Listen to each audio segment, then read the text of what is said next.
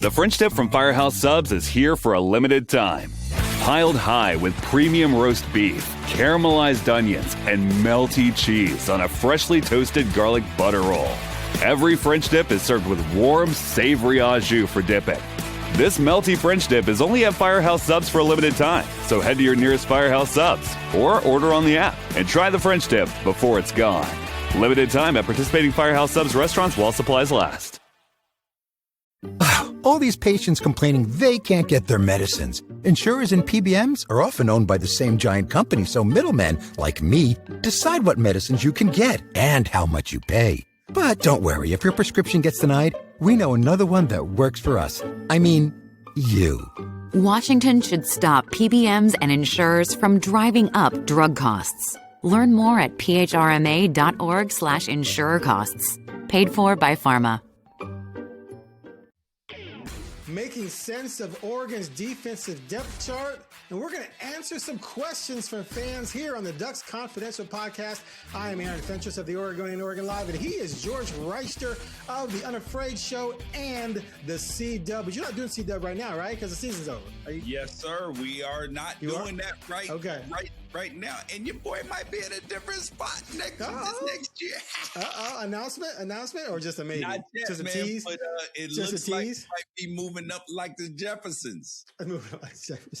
Speaking of moving up, before we get started, I know I said last week that the whole Mensa thing and Miami thing is unseemly, but now that it looks like it's going to happen, let's go Mensa. Let's go.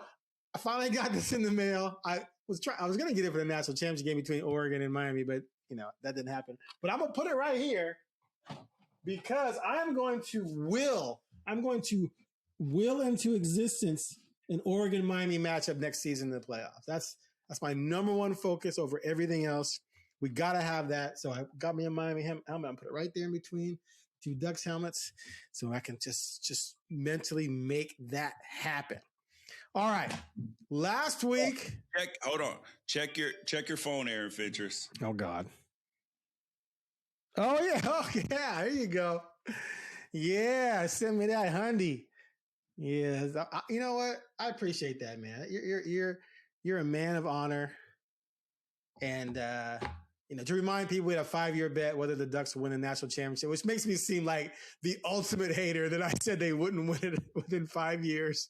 I know, but I said that talks like a duck is not a chicken. But at the time we made the bet, I was like, Mario's doing a good job, but I just don't see it. Lots changed since then. That was 5 years ago, man. That was, and things changed. And at that point in time, you were the Ducks' number one hater, and now you're getting accused of being a homer. We have come a long way. I wasn't hating. I just didn't see it. But a lot went your way, though, because of the portal and the ability to just steal players help give the Ducks, like they were ranked number 1 2 years ago, and this year they were in the Final Four, right? So I mean, you got to look at it. You got to look at it. We'll consider another bet, but after this year, I can't be mad, bro. I had a chip in a chair. You got to look. Yes. Yep. You got to look. I had to look at the 3-pointer, and we just didn't make it. It's all right. I will admit this. I remember talking to you. I was in the airport coming back from some Blazers trip, and I was talking to you about the roster and the portal and the money, and it was last year, and you were saying how you thought that team was this and that and blah blah blah. And I started looking at it, and I was looking at all the new players because they had most of the team was transfers. Yeah, and I was like, damn, they added that guy and that guy and that. I was like, damn, if Dan Lanning can just run around, just throwing around pocketbooks everywhere, I could be in trouble. I was a little nervous. I didn't want to let you know. I was like, nah, man, Dylan Gabriel don't matter. I was looking him up, and I was like, oh, damn, he's already thrown for 17 million yards. That's like he might. Because Bo Nix leaving, I'm like, Bo Nix, like they got to get a youngster, and then they get Dylan Gabriel, and then they get Dante. So I was a little nervous, but I came through. All right. You escaped by just yeah. Okay. So looking forward though, see, I wouldn't make that bet right now because I like next year's team because of the experience factor carrying over, especially at quarterback. And you have to believe that in the next 5 years that they'll be close. Even if they don't win it, that at least 2 or 3 times in the next five years, they will be close. Well, another thing that didn't exist 5 years ago was the 12-team format. Yes. So you had to get into the top 4. So that the thing is, had we not had the 12-team format, I might have won. The 2024 team might have just been crowned national champions. Let's say they played Penn State in the Rose Bowl. If it were the 4-team playoff, because I believe the only thing, if it were the 4-team playoff, Ohio State wouldn't have even been in. They wouldn't have been in it. And that may have been the only team that could have beat Oregon. So I may have been right. So I had things go my way, and I clearly had things go away from my way as well. I know. It's crazy. So, but right now I would not I might make that bet again with you after this coming year. But the 12-team thing changes everything because Oregon should be in the playoffs at least 50% of the time. I would agree with that. Because if you look back to 2000, I think 25 teams, I think 14 or 15 would have been playoff teams in the 12-team format. So going ahead, you got at least 50, 60%. So they're always going to have a look. So I might not make that bet again, but I'm going to take this $100. I'm going to frame it right here so I can taunt you with it as long as possible. It'll be the last $100 I ever spend in my life. Oh, wow. Okay. Right before I die, I'm going to just buy something on Amazon and send you the receipt, say, thanks, George, and then I'm a flat line.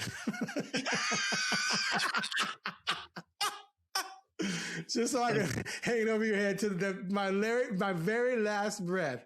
What's the last thing you're going to say before you die? Something to your family? Nah. I'm going to talk trash to George Wrighster. Funny story. So that is the way I am with Joey Harrington. Okay. Joey has owed me $100 for like 20 years. What? No lie. Because we made a bet about somebody getting drafted or something. He was like, no way. And for sure did. And he's tried to pay me multiple times. And this is prior to digital payments. He's probably, and now he's just like, whatever. I mean, granted, now you can unsolicited Apple Pay somebody like I just did you. But, right. But this is way prior to digital payments. So he tried to pay me a couple of times and I just refused. I was like, no, I would rather say that you owe me $100 than you pay me $100. That's hilarious. It's ultra petty, but I love it. That's ultra petty. Oh my God. Speaking of petty, why did I send you that $100? Damn it. What? Because my original intention was to do what I did when I was in the NFL. So I lost a bet to our trainer in 2004 because it was when the Yankees and Red Sox were in the conference championship game, and when the Yankees lost the 0-3 lead. Mm-hmm. So I was I wouldn't call myself a Yankee fan. I've always been a Dodger fan, but I was a huge A-Rod fan. Okay. And he was a huge. Hey, my 3 favorite baseball players of all time. What the heck did you just do? Oh, I just transferred the money to my bank account. Oh,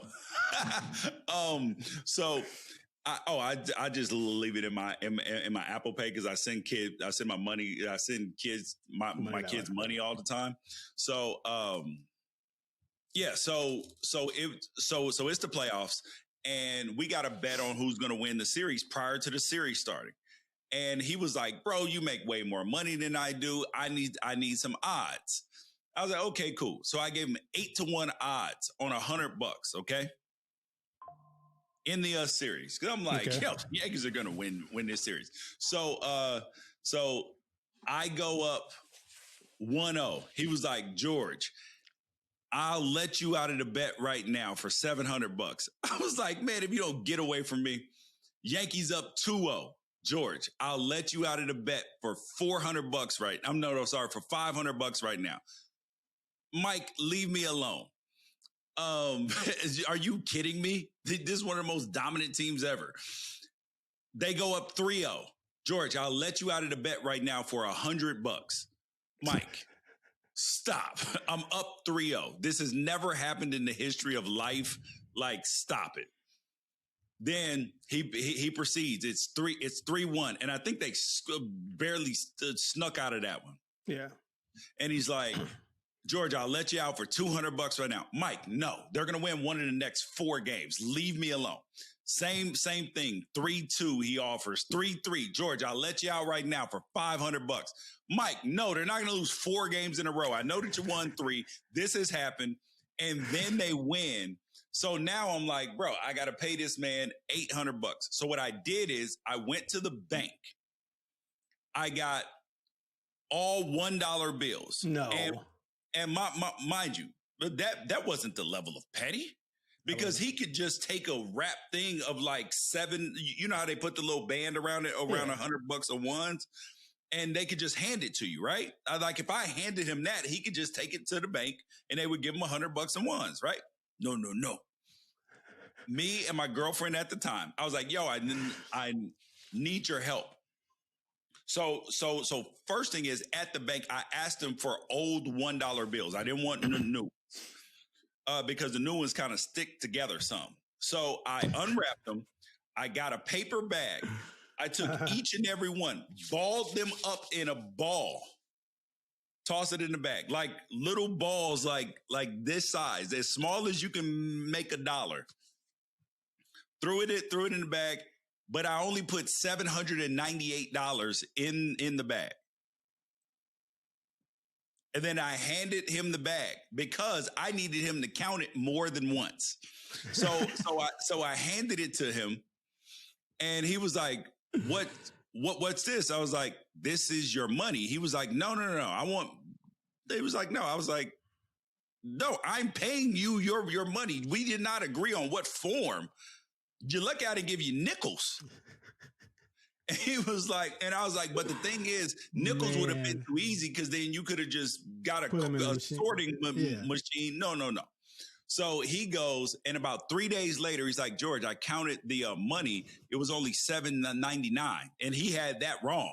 I was like, Mike, I gave you $800, bro. Like you think I cheated you out of some money? Blah blah blah blah blah. You need to count it again. So he goes back and counts it again. He's like, George, it's only $798. And I was like, oh, my bad. And I gave him the $2 in quarters. That's the level of petty I am. You're a super villain. Dude, okay, first of all, if you had done that to me, I would have counted it. I don't even know if I would have counted it. But if I counted it and I was off 1 or 2, I wasn't going to sweat it. I still got $798 from you. I can't believe you kept counting. It was hounding you for $2. Yeah, but imagine having to undo every single dollar, bro. Yeah, you're horrible. Okay, well, I'm glad you just sent me $100 electronically instead of sending me. That was my whole plan, and then I forgot it. Okay, well, now that we know just how horrible of a person you are, really. Okay, Oregon. Let's start with the D-line. Okay. All right. They got linebackers as edges, DN, edges, blah, blah, blah. Let's start in the inside with the dudes that we know exactly what they are. Defensive tackle, nose tackle, etc. Returning Bear Alexander, returning Amari Washington. Clearly huge for the Ducks. It's return your top 4, front 4 guys, whatever you want to call them. That's just ginormous. They're going to be one of the top front 4s in the country, no doubt. And the interior is there, so they're going to be stout. Those guys should get better. But where's the depth? Is there depth?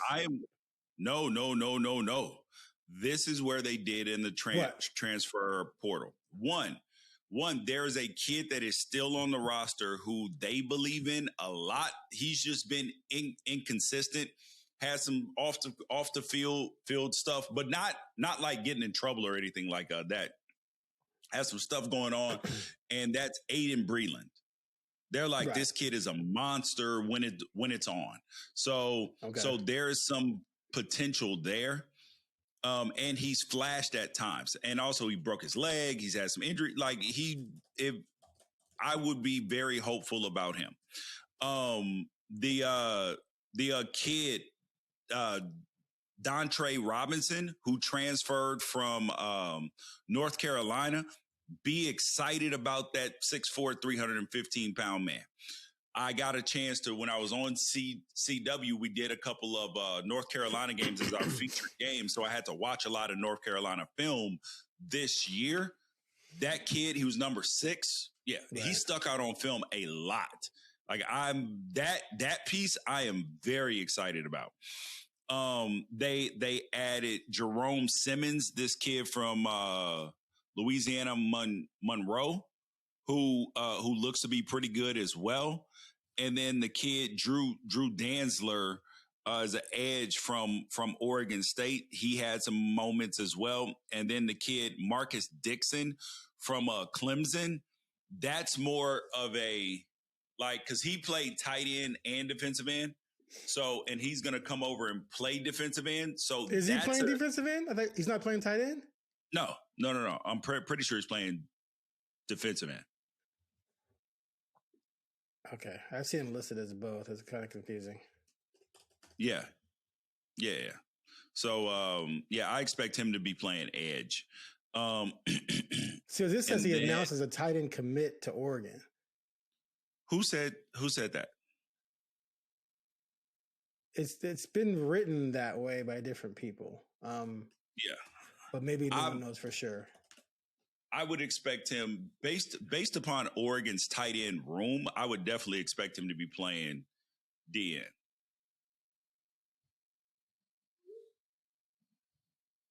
Okay. Well, we'll see. Yep. We'll see. All right. So D tackle, you're feeling pretty good about, especially if these young kids pan out. And then they got the transfer from North Carolina. Sorry, here's ours. DeAndre Robinson. Yep. And then Jerome Simmons. So between those two transfers and the youngsters, Breland and did you say Matthew Johnson too? Matthew Johnson was a former 4-star defensive end. Oh, so they got bodies. Yes. They got bodies to work with, and they added 2 vets as depth, because that was the thing, man. Yep. They lost Terrence Green, Ashton Porter, Xavion Sims, Tion Gray went to Notre Dame, and Jericho Johnson all left. Yep. But the one that felt like it hurt the most was Green, who went to Alabama, and Gray went to Notre Dame. Yeah. Jericho Johnson went to Cal, following Tosh. Yeah. Okay. Oh, and speaking of that, somebody asked me, because we obviously have questions and stuff like that. Somebody asked me about why more players didn't follow Will Stein, because no Oregon players went to Kentucky. Right. Do you know the answer to that? I do not. What would you surmise the answer is? Well, he would mainly attract offensive guys, and there weren't a ton of high-end offensive guys that transferred. Okay. Well, I mean, I take that back. I mean, Lamar to Washington made sense. He was maybe going to go there anyway had Kalen DeBoer not dropped the ball. Jay Harris went to Kansas State, so maybe he could have gotten him. And then tight end go to BYU. You had right. Yeah. Now Novosad went to Bowling Green, but I always wondered about the Novosad to Kentucky thing, because Novosad dropped the 3rd string, and that was partly because of Stein putting him behind Brock Thomas. So that to me would fracture the relationship, maybe. Yeah. But anyway, why? Tell me why.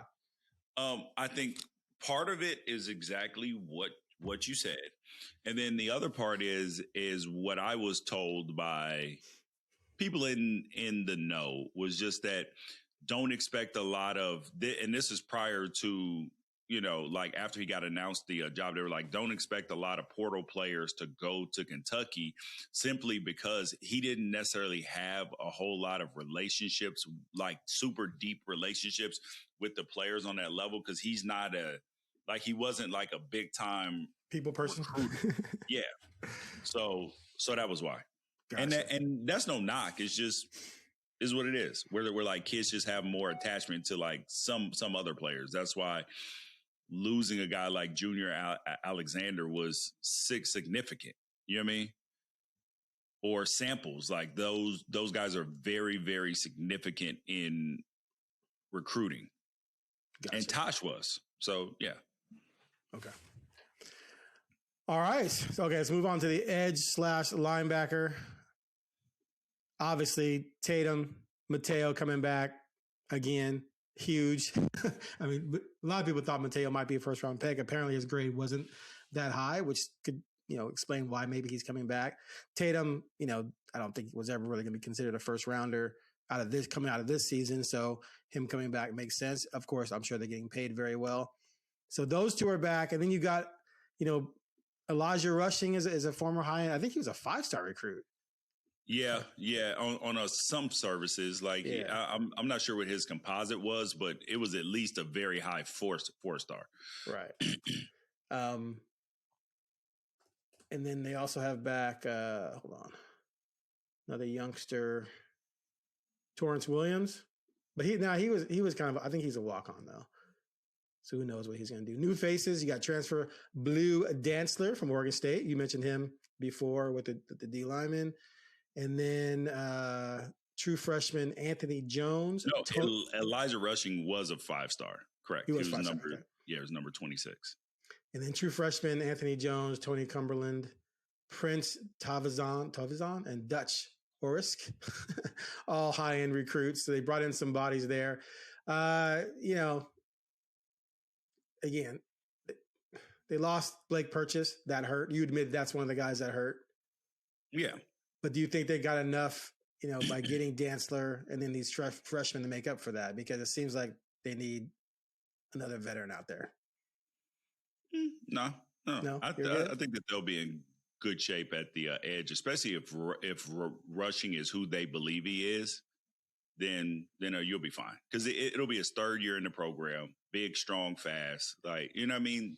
You would have expected him to come along around now anyway, or he'll be in the portal. So, one of those types of situations. So, yeah. So I actually feel very good about the roster. And I think that you have to know that Oregon feels good about the roster. Otherwise, they would have gone out like they did in other years. If they didn't feel good about a spot, what have they always done, Aaron? Well, yeah, and that's my thing everywhere is that,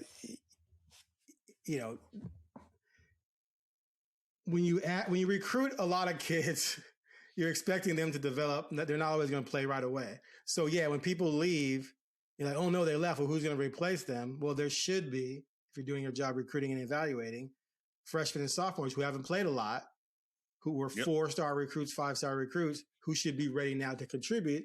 And you don't know much about them, but you stick them out there and all of a sudden you're like, oh, that guy's pretty good.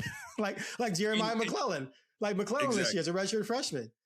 It was like all of a sudden he's playing more. He's making crazy catches. Now going into next year, you're like, oh, that guy's going to be money. And you got to remember, too, is that it is rare that guys hop in the portal and coaches don't already know it or don't expect it. Right. Don't have a plan. Yeah. Yes, correct. Yeah. No, none of these were Duke with Darian Mensah where you're like, oh my God, he did what? No, they know what guys are going to command a big ticket in the portal. And Oregon on some of these defensive linemen was like, listen, you go get your bread. If that's what you think your best move is, here's the number that fits with our roster, that makes sense with our roster. If you want a couple extra $100,000, you are well within your right to do that. But here is where we are, and we do want you back, but we got to have you at this number. Right. Yeah, and that's the business side. It's just business at that point. Yeah. All right, linebacker Bryce Betcher, of course, is gone. Kamar Mathudi went to Cal with Tosh. They added some high-end freshmen, Braylon Hodge and Tristan Phillips. They don't really go into a portal. No, they did not get any linebackers out of the portal. None in the portal. So you got Mixon back. You got Devon Jackson, Nasir Wyatt, who also I think plays some edge as well. Nasir's an edge though. Okay, that's what I was going to ask you. Okay, all he does is he only edge, or does he also play linebacker? No, he rushes the passer. That's it. That's all. That's all he does. Because he's built more like a quote unquote linebacker. Yes, but he gets to the quarterback, brother. So then he's going to back up Tatum then. Yes, correct. Either like he'll be in on pass rush downs especially. But I think that he's gonna, he's got to toughen up versus the run, and then he'll be more of an every down type of player. But they feel really good about Devon Jackson, Jerry Mixon, Nix, and Dylan Williams. They feel good about those kids. Yeah, Dylan Williams, redshirt sophomore, he'll be a Braden Platt, another former recruit who will be a redshirt sophomore. So yeah, those are two examples of guys. Okay, guys, it's time for you to rise on up. But yeah, they didn't go into the portal for a linebacker, which is a little surprising. But like you said, if they like these kids that are coming up, then why would you? Yep. If you don't think you get someone better, got Braden. I think Braden Platt hop in the portal or no? No, Platt's back. Yep. Yeah. So so you have plenty of depth. All right. Defensive back. Let's start with safeties. You lost Thieneman. And you then replaced him with Coy Parrish.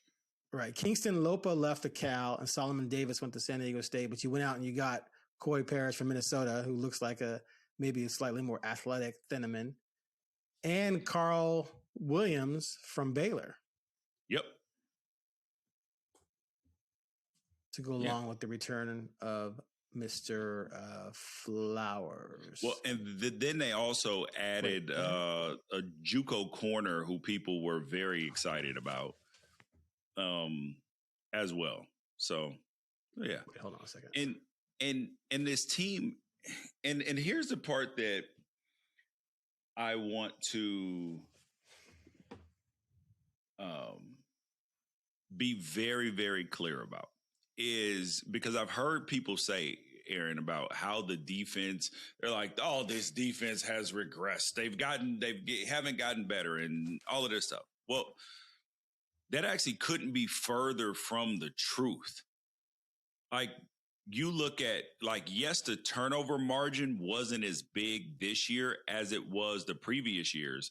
But that's also because you turn the ball more over on offense this year than you have in the last couple of years. So Oregon finished +5 in turnover margin this year, +7 the year before, +11 the year before that, and +9 in Dan's first year. So if we cut down the number of interceptions by a 5, which is still a doable number. And he threw those in his second year as a starter, as compared to Dylan Gabriel in his 6th year in college football, and Bo Nix in his 5th and 4th year in college football. So, not exactly a fair comparison. But continue. Yeah, and then you look at the amount of sacks. Oregon's first year, Dan's first year, only 18. Then it goes up to 34. Last year they had 40. This year it goes down to 30 because teams looked at the line and was like, we can't drop back pass. We have to do things quick against this team. So yes, your sack numbers went down a little bit, but here's where they have improved. Points allowed. First year, 70. They were 74th in the nation. Then they were 9th. Then they were 16th. Last year they were 12th in the nation. Things are moving in the right direction. Total defense rank, 71, 22, 15, and then 7. Rush defense was better this last year than it. The only year that was better was 2023. And their pass defense, the best that it's ever been, is going down from 102 to 54 to 25 to 4. And the offensive numbers are trending in the same direction. Like the only comparable year to this year is 2023. That's it. and you were dealing with an older team at the time, but now you're going into 2026. You're going to be dealing with an older team, more high-end talent. You're going to be okay.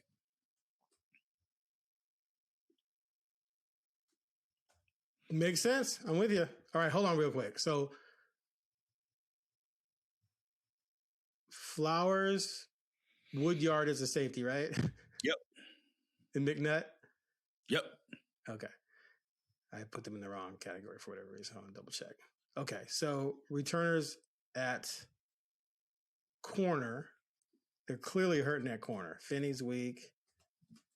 Iffy's weak. I don't know what they're going to do with those guys. Those guys are brutal. Yeah, they got to find replacements for them.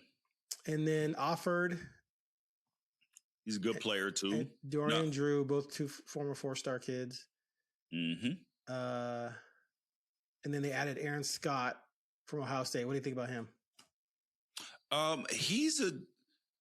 So he hasn't been highly productive because he hadn't played a ton, but he has showed like some skill, and we know physically it's there. So we will have a good sense after spring ball because they've brought in players previously, and I was like, bro, what are they doing with that sorry dude? And then you're like, oh, never mind. I'm sorry. I should probably, I should probably just sit back and listen. And then they added Trayvon Watson, a JUCO kid who people were very, very high on as a corner. And then they bring in Xavier Laracy, the safety, who's going to be a true freshman, and then Kobe's nephew, Jet Washington, as well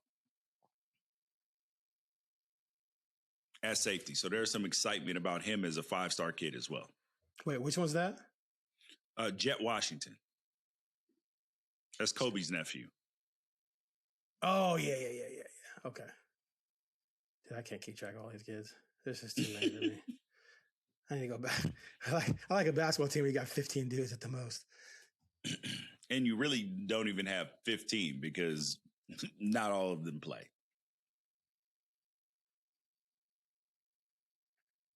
Damn, they got 3 5-stars. Okay. So, is someone like Jet, is he like a 5-star in development, or is he like a legit 5-star where it's going to be like, we can't keep him off the field, just like with Finney? I hope it's one that we can't keep up. I mean, it all sounds great and good, but you don't know for sure until they show up and they work like a dog, because they knew from 2 weeks in that Finney was going to be good. Right. Just because of the way he came in and worked. Wait, he's a safety. Who? Jet. Yes. Okay. Sorry, we were talking about corners and you brought him up. You're confusing me. All right. Yeah, he's a 6'5" safety. That's just ridiculous. Is that? I don't know, man. Just like Kingston Lopa. Move him to receiver. No. He transferred, didn't he? Yes, but not because he couldn't play. There were some other factors. Oh, okay. Because they lost in the transfer portal at corner. They lost Dalen Austin, Sion Leah to Missouri, Austin to Arizona, Dakota Fields to Oklahoma, and Jaleel Florence to Missouri. Guys were bailing. Yeah, because they got freshmen in front of them playing, and they're clearly good players as well. So it's like, you don't have to knock one player who's going out the door, and you just say, bro, it's freshmen playing in front of you, and you're a junior, and you're a good player, like like Jaleel Florence. It's time to go. It's in your best interest. All right, let's close with we just got to mention the special teamers, just because there are people too. They lost their kicker, they lost their punter, they lost their top kickoff return guy in Whittington. They lost their top punt return guy, but they didn't lose their top punt return guy, because their top punt return guy Statistically. Yes, correct. So the Torian has the potential to be better. I know you're going to say him. Okay. Yeah. But because because the plan was for him to be the punt returner. But then he got hurt, but they wanted to ease him into the season. Yeah. Because the most important thing is not putting the ball on the ground. So he'll return punts, and then D.R. Hill can return kickoffs. What do you think about Gatlin Bear? I don't know. I know he's an old man. I know he's a 20-year-old freshman. Dude, he ran at 10-2. He ran at 10-2 in 100 meters. He is hot, boy. Put that guy back on kick return, man. Just give him the ball. That white boy is hot. And he's big, too. He's got some good size to him. Yes. All right. They added Ettridge, who averaged 44.7 yards per punt for Nevada. And he's got 3 years left. What? I love a good punter, boy. Dude, I promise you I love a good punter. Me too. And a good kicker. Yes, there is nothing better than having a good punter and a good kicker, because when you get backed up and you can get a 55-yard punt out of the dude, when he booms one, you're just sitting there like, we didn't give him the ball on the 50. Exactly. The ball's all the way back on like the 28, and you're like, that's more like it. Because I've seen Oregon punters at times where you're just like, ugh, yuck, and it just hurts. And and if the kicking works, listen, I don't like kickers anyway, so I love kickers. Hopefully, this is a kicker I can grow to like. Having coached some football, kickers are amazing. You remember Matt Evenson, right? Kicked at Oregon. You remember him? No. Oh, he was on the 04, 05, 06, 07. He was on the 07 team with Dixon. I remember. He kicked for me. He kicked for me for about 6 years. That guy was amazing. I remember Nate Villegas, who Joey tore his ACL after the USC game. After he kicked the game winner, Joey jumped on him and he tore his ACL. Oh my God! I remember Jared Siegel, because he was a good kicker, and then my kicker in Jacksonville, who I remember and who I'm still friends with. Out of that, you don't remember Aiden Schneider? The name sounds familiar. I remember. Oregon kicker, one of the most prolific in history out of Grand High School. Come on, man. Stop hating on kickers. All right. So the Emmett kid, the punter, went to Lake Ridge High School here in town. Then went to Western Oregon, Nevada to Oregon. I love it. Modern football, right? You can just bounce around till you get where you want to go. Moving on up, like the Jeffersons. Then they signed a kicker, Emmett. Oh, sorry. Wait, damn it. I'm all over the place. That wasn't Ettridge. That was Emmett. Emmett's the one who made that journey. Sorry, from Lake Ridge to. He's a kicker who primarily handled kickoffs for the Wolfpack. 39 of 48 were touchbacks. Oh, good. He is coming. Yeah, he's coming over, but he's going to have to compete with. I can't pronounce this kid's name. Gage Hirich. Who you need a pronunciation guide. I do, dude. I that's gonna be my off-season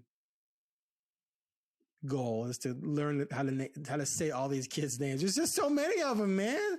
Shaden Sharp, Tumani. I had to learn Tumani Kamara, Young Hansen. Those are, that's it. Now I got like 100 guys to figure out. It's just, it takes a lot of work. Anyway, this kid Gage, I'm gonna call him Gage. I'm not gonna say his last name again. He did kick off for Oregon 30 times last year, 64 yard average, which ranks second in the Big Ten among those who had at least 21 attempts. He also made 16 to 16 PAT, so he's going to compete there. So anyway, there we go. Special teams. Yay. See, we got to show some special teams love. Yep. Oh, and then on the next episode, we're going to talk about this schedule release. Oh. Should we talk about that now? That's fine. I forgot about it. Dude, I hate schedules. You know what? Let's talk about that now. What do you think? Okay. Do you care? I'm fine. See, I don't care. Do you care? What jumped out? Care. What jumped out? We already knew who they were going to play. We already knew who they were going to play. I'm glad you asked, Aaron. Go ahead. I'm glad you asked. Because I wrote a story about it and I don't care. Go ahead. Wow. So why should we read it if you don't care? No, I'm just saying schedule stories just drive me bananas. We already knew who they were going to play. It doesn't matter when and where. You got to make us care about it. You got to find an interesting point. But we knew who they were going to play, and we knew it was going to be home or road. Now we just know the order. The order matters. Okay, go ahead. Tell me why the order matters.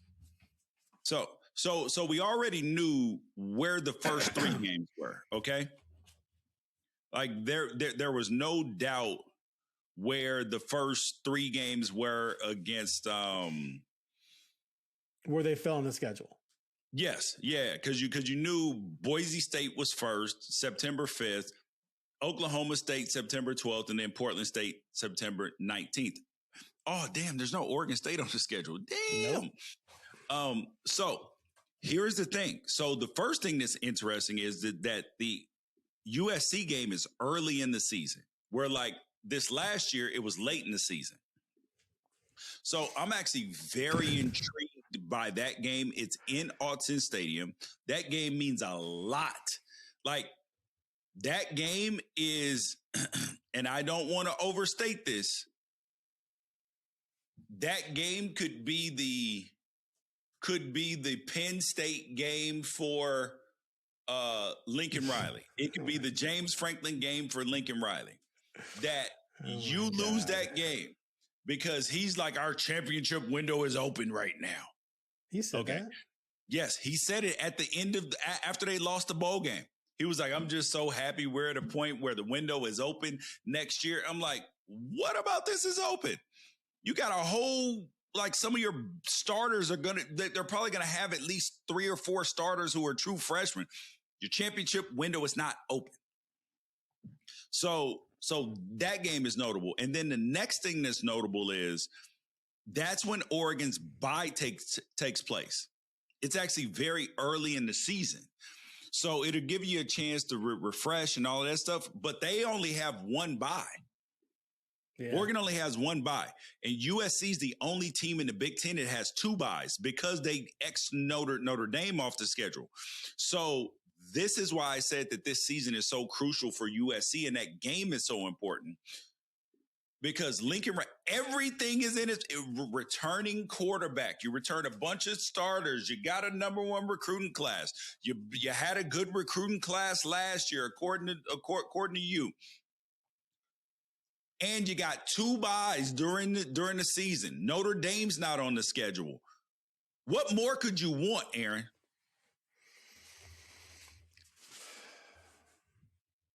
Nothing. And then Oregon has their bye. So the issue with that is that Oregon plays 8 games in a row. And then if you land in the Big Ten championship, 9 games in a row. So that's similar to what happened in 2024. So remember when they went to Wisconsin and the team was tired and, just run down and all of that stuff? You could end up with a late situation like that. Michigan State. Yep. Who's going to be much improved with Pat Fitzgerald at head coach. And that's especially after you just played Ohio State and Michigan in back-to-back weeks. And this ain't Michigan with Sharon Moore as head coach. This is Michigan with Kyle Whittingham, who knows you as well, who knows what it's like to visit Autzen Stadium. He knows where the parking is. He knows where the hotel is. Probably knows what some good food is. Like he's not a foreigner to Autzen Stadium.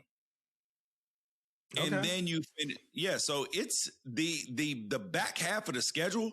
The last 4 games at Ohio State versus Michigan, at Michigan State, and then at home against Washington. That's a tough enough slate that where, like, if this were the way that they, spoon feed SEC teams, they'd be like, oh my God, that might be the toughest stretch in the entire country right there. So, yeah. They need to be undefeated going into that stretch. I would say the likelihood of Oregon being undefeated when they get to after Boise State. Yeah. After Boise State, Oklahoma State, Portland State, USC, UCLA, Nebraska, and then that Illinois game, like that could don't sleep on them. And then Northwestern. So the chances of them being 8-0 after the first 8 games, I would say I would put that in the assuming that your quarterback is healthy. Let's go 90 percentile. Is that fair? Yeah, I expect them to win all of those games. Yeah. The only semi-scary one is USC, but I don't buy USC till I see USC prove they can beat good teams consistently. And USC is going to be tricky. I'm sorry, Ohio State's going to be tricky. Yeah, that's going to be tough. Yeah, and it's on the road too. But you've won in Columbus, and then no one on this team has won in Columbus. Yes, yeah, but I'm saying like that. When Rob Mullins has won at Columbus. Yeah, but I'm saying when we went out to Columbus and with Mario, that was one of those. Ooh, can Oregon, can the brand win in Columbus? But now people will, when people are picking that game, it's not going to be any more of that. Oh my gosh, Oregon's going to Columbus. Can this team? Is Oregon good enough? Now it's going to be. Now that feels like a heavyweight title fight. You know what I mean? Right. And depending on how the rankings go, boy, oh boy, that could get one of them game of the century. You know what I mean? type of thing. So yes, so that's my take on the schedule. Even though you hate talking about it, it's fine. It's just that NFL schedule stuff used to drive me crazy. All right, let's answer a few questions before we get out of here.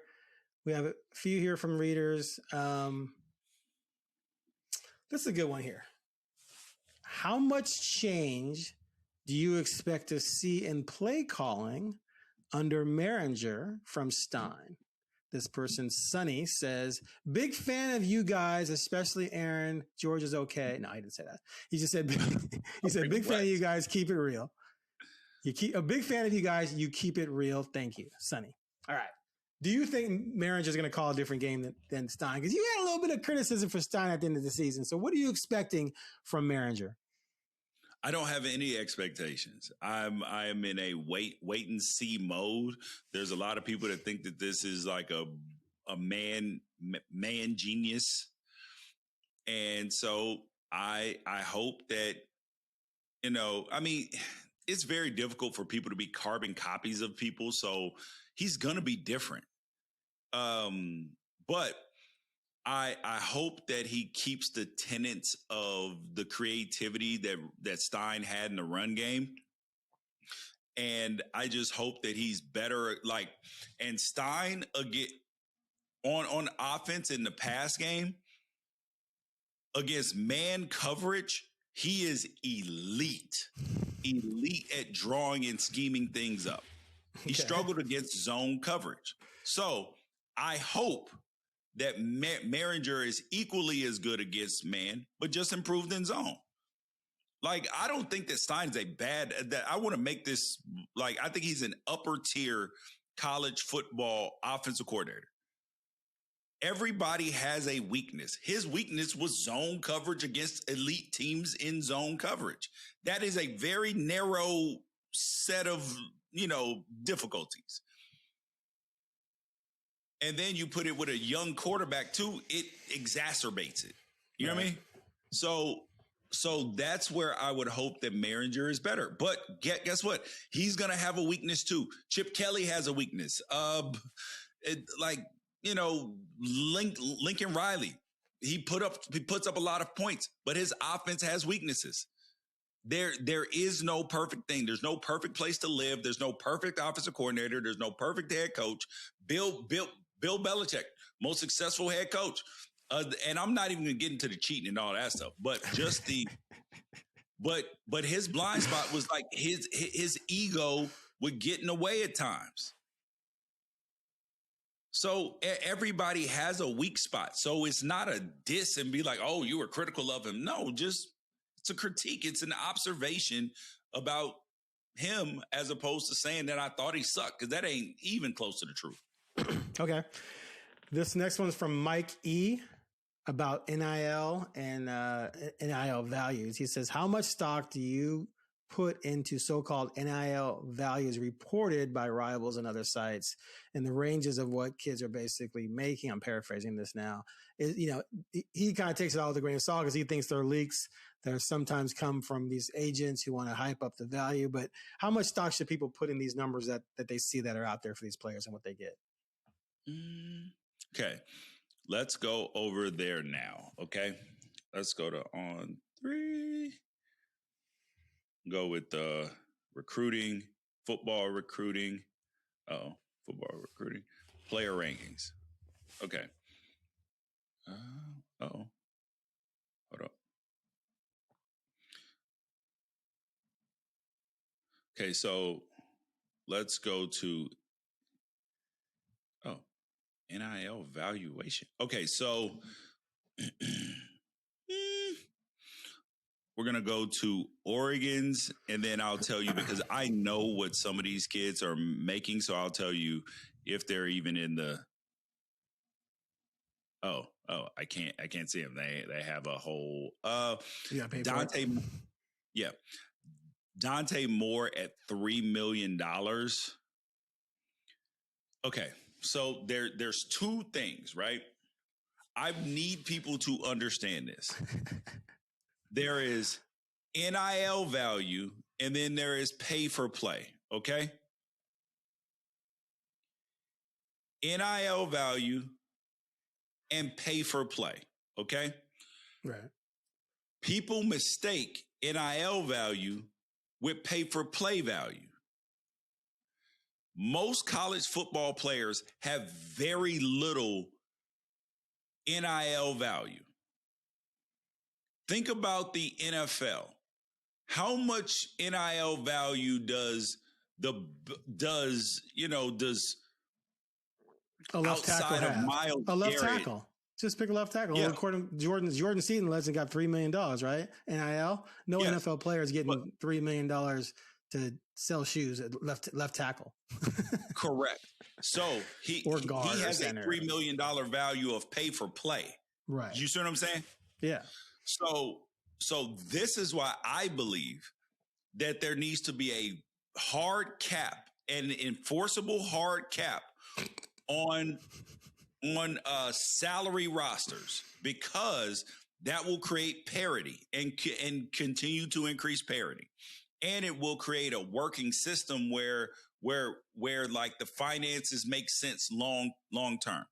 But then there should be an infinite value on real NIL. Look at the NBA, look at the NFL. There is a finite amount of money that Bo Nix can make as an NFL player in a particular season. But there is an infinite amount of money, how much he can make in marketing deals and all of that stuff in real NIL. And that needs to be highly scrutinized, because a salary cap needs to be in place in college football. So all the people, George, I testified in front of the Senate Judiciary Committee about players being paid in NIL. So no, I'm not against the players. What I am against is all of this backdoor action and all this secrecy. It's bad for the players. They don't have protections. The schools don't have protections when kids don't live up or they don't fulfill contracts. Look at what happened at Washington. Look what had just happened with Duke and your boys, Miami. There has to be some sort of enforceable system that is transparent. And so I'm for players making as much money as they can possibly make on earth in NIL and how much value they can create for themselves. But we need to stop confusing NIL with pay for play. Right. Okay. And so to make that long story short, like Dante Moore's NIL value on 3 is $3 million. He's probably gonna get a little more than that from the Oregon collective, and then he'll make probably $2 million in off the field money, but he's also going to be a quarterback, Heisman candidate, all of those things. So I would say his total compensation this year will probably be in the neighborhood of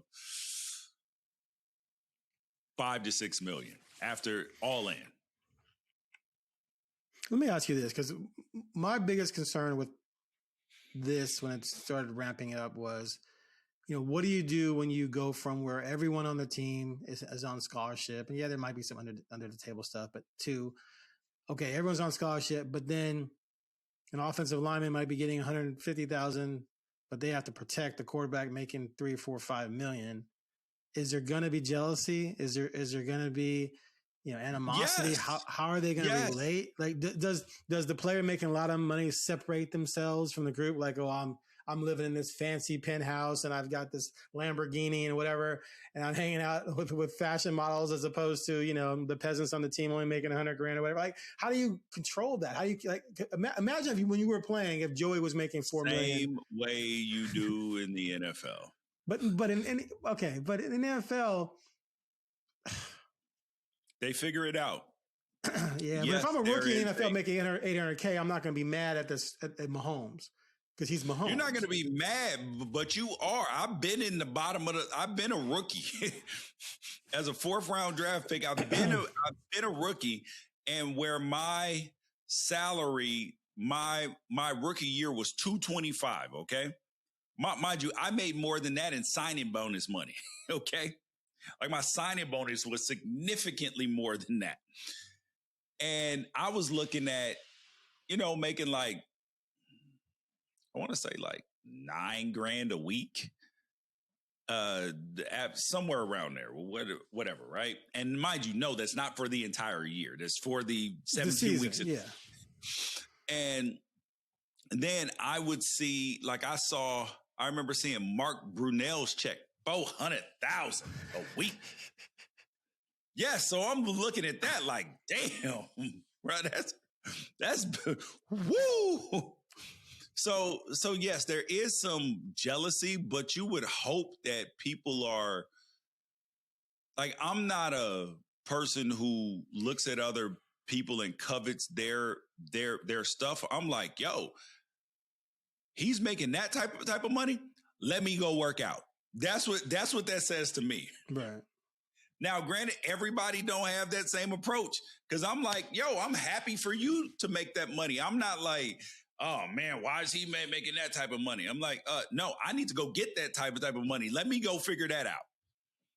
But there have been situations on Oregon's team and on other teams where, and there was a particular situation last year where one player was making X amount of dollars, another player highly productive, and Oregon does a good job of keeping these things under wraps than a lot of other teams do. But this got found out. It created a little bit of an issue, because it was like, hold on, I'm just as productive as that guy. I'm a starter, just as productive as that guy. Need my bread. And honestly, it was fair. It was fair. It was understood. I would have felt the exact same way in this circumstances. It was two highly productive players. One just came out of the recruiting trail a little bit more, like hyped up. One. Yeah. Yeah. Right. All right. Cool. All right. That's it for this episode of the George Wrighster Had to Pay His Debts to Aaron Fentress podcast. Thanks for listening, and we'll catch you next week.